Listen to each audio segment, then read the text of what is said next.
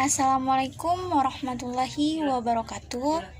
Perkenalkan, saya Trisuci Muhammad. Saya dari kelas 1B, Prodi Manajemen Pendidikan Islam, IAIN Sultan Amai Gorontalo. Di sini saya akan menjelaskan sedikit tentang materi aksiologi. Oke, langsung saja ke materinya. Istilah aksiologi berasal dari kata aksio dan logos. Aksio artinya nilai atau sesuatu yang berharga. Logos artinya akal teori. Jadi aksiologi artinya teori tentang nilai. Aksiologi merupakan teori nilai yang berkaitan dengan kegunaan dari pengetahuan yang diperoleh. Aksiologi merupakan kegunaan ilmu pengetahuan bagi kehidupan manusia, kajian tentang nilai-nilai, khususnya etika. Jadi, aksiologi yaitu bagian dari filsafat yang menaruh perhatian tentang baik dan buruk, benar dan salah, serta tentang cara dan tujuan.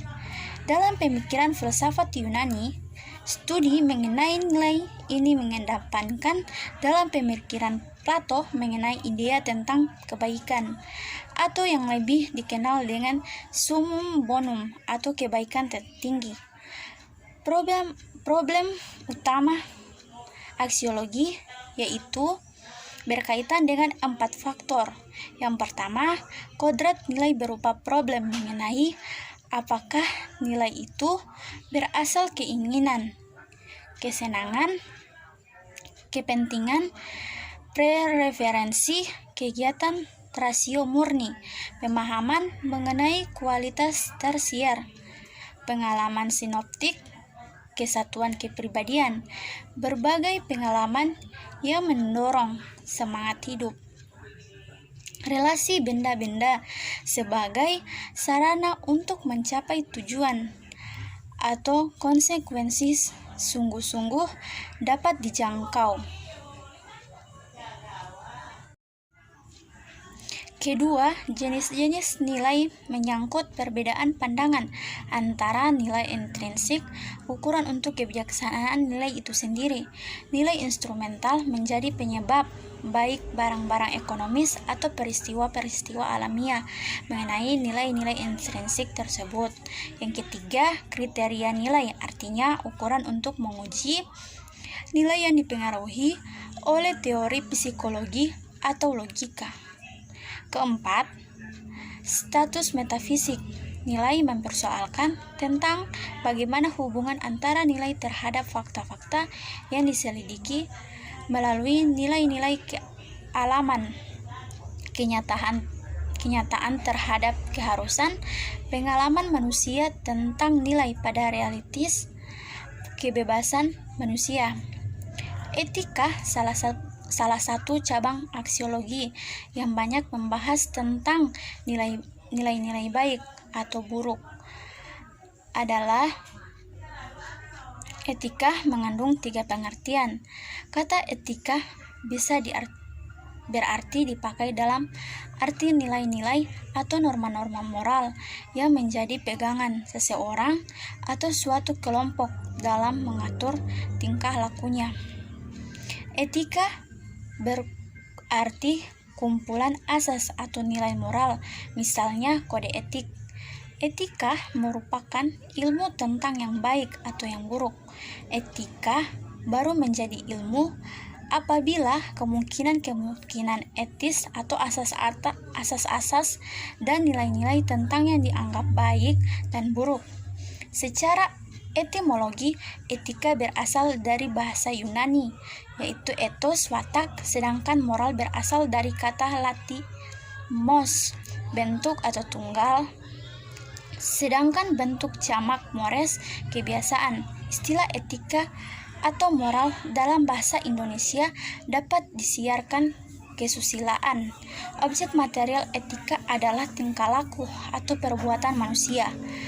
Perbuatan yang dilakukan secara sadar dan bebas. Objek formal etika adalah kebaikan dan keburukan atau bermoral dan tidak bermoral dari tingkah laku tersebut. Etika sebagai ilmu yang menyelidiki tentang tingkah laku moral dapat dihampiri berdasarkan atas 3 macam pendekatan, yaitu etika deskriptif, etika normatif, dan etika metaetika. Tingkah laku moral dalam arti luas seperti adat, kebiasaan, anggapan tentang baik dan buruk, tindakan yang diperbolehkan atau tidak. Etika normatif berarti sistem-sistem yang dimaksudkan untuk memberikan petunjuk atau penuntun dalam mengambil keputusan yang menyangkut baik dan buruk. Etika adalah metaetika, yaitu kajian etika yang ditunjukkan kepada ungkapan-ungkapan etis, bahasa etis, atau bahasa yang dipergunakan dalam bidang moral dikaji secara logis. Metaetika menganalisis logika perbuatan dalam kaitan dengan baik dan buruk. Beberapa pandangan filsuf mengenai teori etika antara lain Socrates beranggapan bahwa menderita selalu lebih baik daripada berbuat jahat. Ia mengajukan suatu pandangan yang tidak melihat pada akibat-akibat, melainkan pada prinsip batin.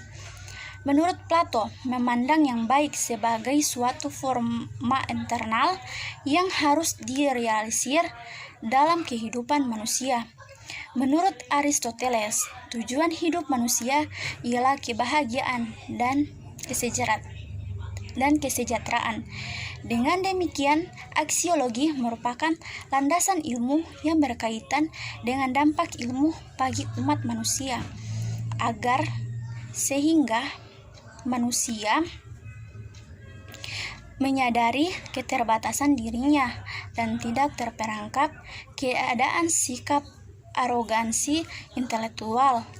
Pengembangan landasan ilmu pengetahuan ini akan melahirkan sifat kebijaksanaan ilmuwan dalam menerapkan ilmunya di masyarakat.